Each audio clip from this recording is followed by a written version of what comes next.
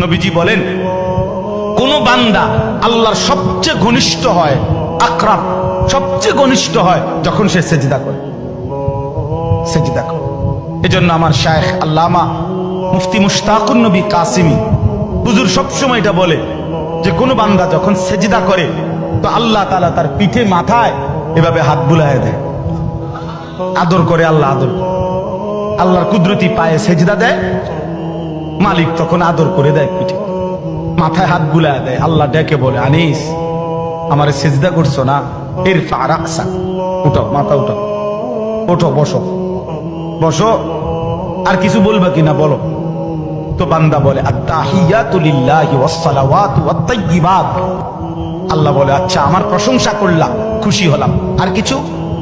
আল্লাহুম্মা সাল্লি আলা মুহাম্মদ ওয়া আলা আলি মুহাম্মদ।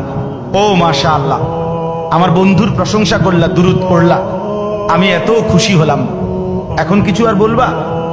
তো বান্দা বলে, আল্লাহ সেজদা দিয়ে আপনার কাছে আসলাম, আপনার প্রশংসা করলাম, আপনার বন্ধুর দুরূদ পড়লাম, একটা উদ্দেশ্য আছে, মাকসাদ আছে। কি মাকসাদ, কি উদ্দেশ্য? আল্লাহুম্মা ইন্নী যালামতু নাফসি যুলমান কাসীরা। আয় মাওলা, আমি বড় নাফরমান মাওলা, আমার গুনাহ অনেক বেশি মাওলা, আর আমি জানি ওয়ালা ইয়াগফিরুয যুনুবা ইল্লা আনতা, আপনি ছাড়া আর মাফ করার কেউ নাই। এই জন্য আপনার এত কাছে আসলাম, আপনার স্পর্শ পেলাম, আপনার বড় আকরাব ঘনিষ্ঠ হলাম।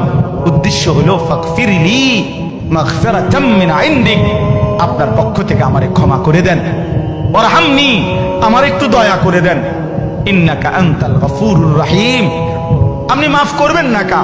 আপনি তো ক্ষমাশীল, আপনি দয়া করবেন না কেন? আপনি তো রহিম, দয়াবান। আল্লাহ বলে, কস কি রে বান্দা, এত আদর করে বললে মাফ না করি কেন? কি কইছেন এখন? আল্লাহু আকবার।